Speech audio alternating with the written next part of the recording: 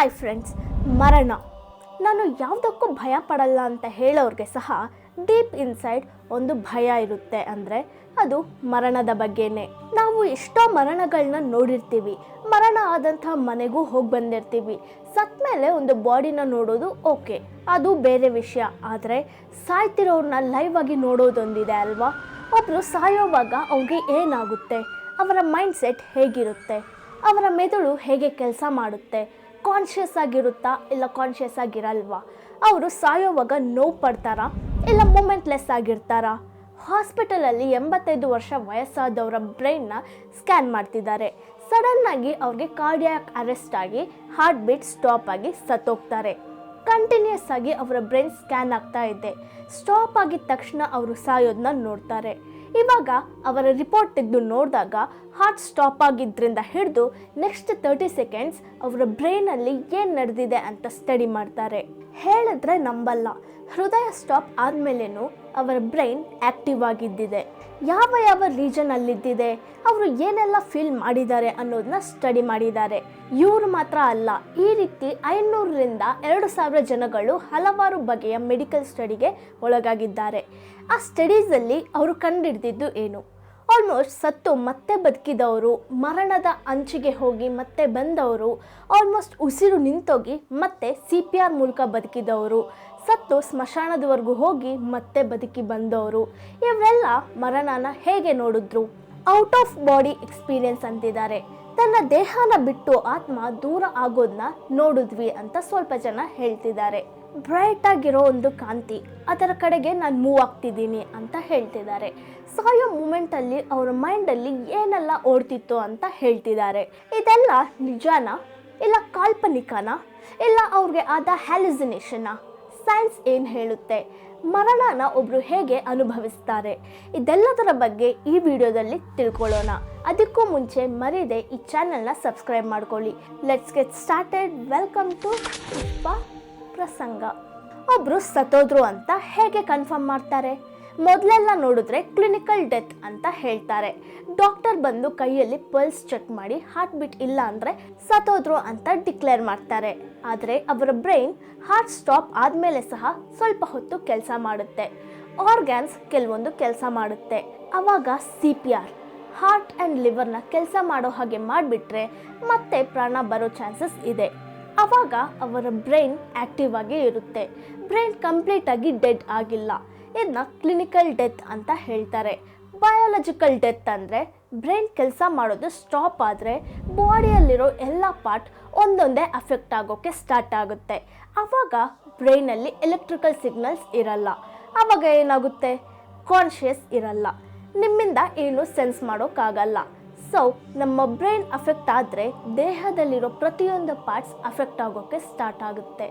Heart beat stop ಆದರೂ ಸಹ ಅದರ ನಂತರ ಕೆಲವು ಪಾರ್ಟ್ಸ್ ಸ್ವಲ್ಪ ಟೈಮ್ ಕೆಲಸ ಮಾಡುತ್ತೆ. ಹೇಗೆ ಸಾಯೋಕ್ಕೆ ಟೈಮ್ ಆಗುತ್ತೆ ಅಂತ ಹೇಳಿದ್ನೋ ಅದೇ ರೀತಿ ಬ್ರೈನ್ ಡೆಡ್ ಆದಮೇಲೂ ಸಹ ದೇಹದಲ್ಲಿ ಕೆಲವು ಪಾರ್ಟ್ಸ್ ಕೆಲಸ ಮಾಡುತ್ತೆ. ಬಯಾಲಜಿಕಲ್ ಫಂಕ್ಷನ್ಸ್ ಸ್ವಲ್ಪ ಇರುತ್ತೆ. ಸರ್ಕ್ಯುಲೇಟರಿ ಹಾರ್ಟ್ ಮೂಲಕ ಪಂಪ್ ಆಗಿ ಒಳಗೆ ಓಡ್ತಿರೋ ಬ್ಲಡ್ ಇನ್ನೂ ಸ್ವಲ್ಪ ಸಮಯ ಸರ್ಕ್ಯುಲೇಟ್ ಆಗ್ತಿರುತ್ತೆ. Respiratory system functioning slow down ಆಗುತ್ತೆ.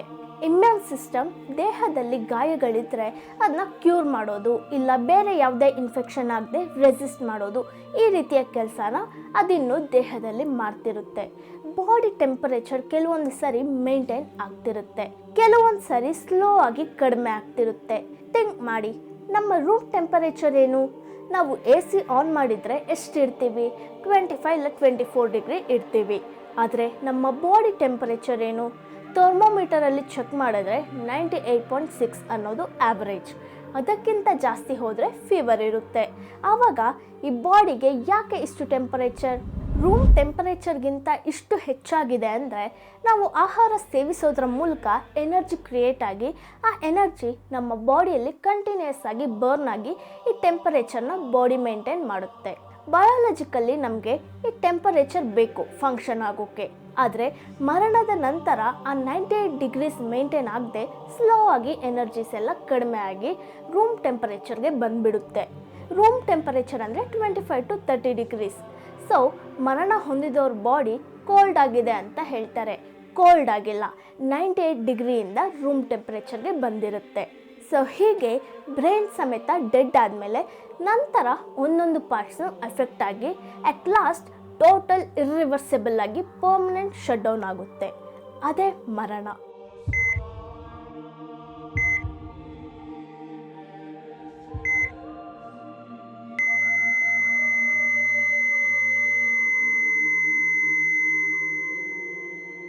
ಓಕೆ, ಇದು ಮರಣ ಹೊಂದಿದವರ ದೇಹದಲ್ಲಾಗೋ ಚೇಂಜಸ್.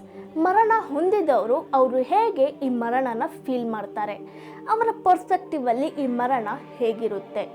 2016ರಲ್ಲಿ ಒಬ್ಬರ ಬ್ರೈನ್ನ ಸ್ಕ್ಯಾನ್ ಮಾಡುವಾಗ ಅವರು ಸಡನ್ ಆಗಿ ಸತ್ತೋಗ್ತಾರೆ. ಮರಣದ ನಂತರ ಅವರ ಹಾರ್ಟ್ ಬೀಟ್ ಎಲ್ಲ ಸ್ಟಾಪ್ ಆಯಿತು, ಬ್ಲಡ್ ಸರ್ಕ್ಯುಲೇಷನ್ ಎಲ್ಲ ಸ್ಟಾಪ್ ಆಯಿತು. ಇದ್ರೂ ಅವರ ಮರಣದ ನಂತರ ನೆಕ್ಸ್ಟ್ 2ರಿಂದ 20 ಸೆಕೆಂಡ್ಸ್ವರೆಗೂ ಅವರ ಬ್ರೈನಲ್ಲಿ ಕೆಲವು ಆ್ಯಕ್ಟಿವಿಟೀಸ್ ನಡೆಯೋದನ್ನ ನೋಡ್ತಾರೆ. ಯಾವ ರೀಜನ್ ಅಂತ ನೋಡಿದ್ರೆ ಸೆರೆಬ್ರಲ್ ಕಾರ್ಟೆಕ್ಸ್. ಈ ಪಾರ್ಟೇ ಮೆಮೊರೀಸ್ನ ಥಿಂಕ್ ಮಾಡೋಕ್ಕೆ, ಡಿಸಿಷನ್ ಮೇಕ್ ಮಾಡೋಕ್ಕೆ, ಬರೋ ಇನ್ಪುಟ್ಸಿಂದ ಒಂದು ಸೆನ್ಸ್ ಮೇಕ್ ಮಾಡೋಕ್ಕೆ ಮುಖ್ಯವಾದ ಜಾಗ. ಆ ಜಾಗದಲ್ಲಿ final urge of electricity, brain waves ಎಲ್ಲ ಸ್ಟಿಮ್ಯುಲೇಟ್ ಆಗುತ್ತೆ. ಯೂಶ್ವಲಿ ಯಾವಾಗ ಈ ರೀತಿ ಸಿಗ್ನಲ್ ಬರುತ್ತೆ ಅಂದರೆ ನಾವು ಮಲಗೋವಾಗ, ಡ್ರೀಮಲ್ಲಿರೋವಾಗ, ಇಲ್ಲ ನಮ್ಮ ಸಬ್ಕಾನ್ಷಿಯಸ್ ಮೈಂಡಲ್ಲಿ ಯಾವುದಾದ್ರೂ ಒಳ್ಳೆ ವಿಷಯಗಳನ್ನ ನೆನೆಸ್ಕೊಂಡಾಗ, ಸ್ವೀಟ್ ಮೆಮೊರೀಸ್ನ ನೆನೆಸ್ಕೊಂಡಾಗ. ಸೊ ಒಬ್ಬರು ಸಾಯೋವಾಗ ಅವರ ಬ್ರೈನಲ್ಲಿ ಕ್ರಿಕೆಟ್ ಮ್ಯಾಚಲ್ಲಿ ಬರೋ ಹೈಲೈಟ್ಸ್ ಥರ ಅವರ ಲೈಫ್ ಟೈಮಲ್ಲಿ ನಡೆದ ಒಳ್ಳೆ ವಿಷಯಗಳನ್ನ ರೀಕಾಲ್ ಮಾಡೋ ಅಂತ ಒಂದು ಲಾಸ್ಟ್ ಚಾನ್ಸ್ ಆಗಿ ಬ್ರೈನ್ ಈ ವ್ಯವಸ್ಥೆನ ಏರ್ಪಡಿಸಿದ್ಯಾ ಅಂತ ಸೈಂಟಿಸ್ಟ್ ಯೋಚಿಸ್ತಿದ್ದಾರೆ. ಓಕೆ, ಸ್ಟೆಪ್ ಬೈ ಸ್ಟೆಪ್ ಒಬ್ಬರು ಸಾಯೋವಾಗ ಅವರು ಏನನ್ನು ಫೀಲ್ ಮಾಡ್ತಾರೆ ಅಂತ ನೋಡೋಣ. ಮೊದಲನೇ ಸ್ಟೆಪ್ ರಿಲ್ಯಾಕ್ಸೇಷನ್. ಆ್ಯಕ್ಚುಲಿ ತಿನ್ನೋಕೆನೆ ಕಷ್ಟಪಡ್ತಾರೆ, ಸ್ಪೂನಲ್ಲಿ ಫೀಡ್ ಮಾಡ್ತಿರ್ತಾರೆ, ತುಂಬ ಕಷ್ಟಪಟ್ಟು ತಿಂತಾರೆ. ಈ ಟೈಮಲ್ಲಿ ಅವರು ಮರಣ ಹೊಂದುತ್ತಿದ್ದಾರೆ ಅನ್ನೋ ಟೈಮಲ್ಲಿ ಸ್ಟಾರ್ಟಿಂಗ್ ಆಫ್ ಆ್ಯಕ್ಟಿವ್ ಡೈಯಿಂಗ್ ಅಂತ ಹೇಳ್ತಾರೆ. ಆ ಟೈಮಲ್ಲಿ ಅವರು ಕಂಪ್ಲೀಟಾಗಿ ತಿನ್ನೋದನ್ನ ಸ್ಟಾಪ್ ಮಾಡ್ತಾರೆ. ಆಲ್ಮೋಸ್ಟ್ ಅವ್ರಿಗೆ ಹಸಿವು, ದಾಹ ಯಾವುದೂ ಆಗಲ್ಲ. ಆವಾಗ ಅವರು ಕಂಪ್ಲೀಟ್ ರಿಲ್ಯಾಕ್ಸೇಷನ್ಗೆ ಹೋಗ್ತಾರೆ. ಏನೇ ನೋವು ಇದ್ರೂ ಇಂಟೆನ್ಸ್ ಆದ ರಿಲ್ಯಾಕ್ಸೇಷನ್ ಅವ್ರಿಗೆ ಬರುತ್ತೆ. ಇದೇ ಮರಣದ ಸ್ಟಾರ್ಟಿಂಗ್ ಸ್ಟೇಜ್ ಅಂತ ಹೇಳ್ತಿದ್ದಾರೆ. ಈ ರಿಲ್ಯಾಕ್ಸೇಷನ್ಗೆ ನೆಕ್ಸ್ಟ್ ಸೆಕೆಂಡ್ ಸ್ಟೇಜ್ ಏನು ಅಂದರೆ ಎಕ್ಸ್ಟ್ರೀಮ್ ಫ್ಯಾಟಿಗ್, ಸುಸ್ತಾಗೋದು, ನಂತರ unconscious.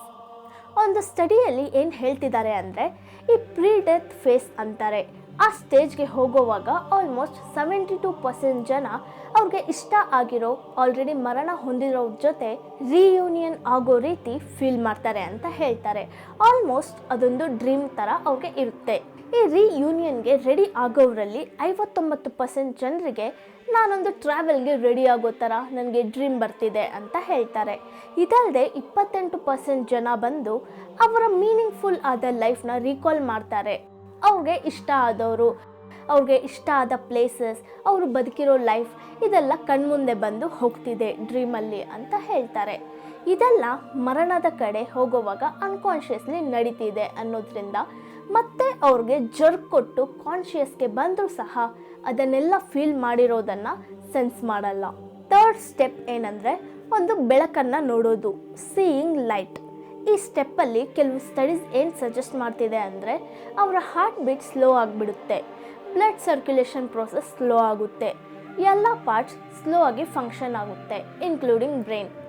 So blood circulation and oxygen ಎಲ್ಲ ಕಡಿಮೆ ಆದ ಕೂಡಲೇ ಬ್ರೈನ್ಗೆ ಎನರ್ಜಿ ಬೇಕಲ್ವಾ, ಆವಾಗ ಕೆಲವು ಆ್ಯಕ್ಟಿವಿಟೀಸ್ನ ಅದಕ್ಕೆ ಮಾಡೋಕ್ಕಾಗಲ್ಲ, ಫೀಲಿಂಗ್ಸ್ನ ಕಂಟ್ರೋಲ್ ಮಾಡೋ ಸಾಮರ್ಥ್ಯ ಇರಲ್ಲ. ಅಂಥ ಟೈಮಲ್ಲಿ ಒಂದು ದೊಡ್ಡ ಬೆಳಕನ್ನು ನೋಡಿದ್ರೆ ಹೇಗೆ ನಾವು ಬ್ರೈನಲ್ಲಿ ಫೀಲ್ ಆಗ್ತೀವೋ ಅದು ಈ ಬ್ರೈನ್ನ ರೆಪ್ಲಿಕೇಟ್ ಮಾಡಿ ತೋರಿಸುತ್ತೆ. ಅದರಿಂದಾನೇ ನಿಯರ್ ಡೆತ್ ಎಕ್ಸ್ಪೀರಿಯನ್ಸ್ ಮಾಡಿರೋರು ಒಂದು ದೊಡ್ಡ ಬೆಳಕನ್ನು ನೋಡಿದೆ ಅನ್ನೋಕ್ಕೆ ಕಾರಣ ಇದೆ.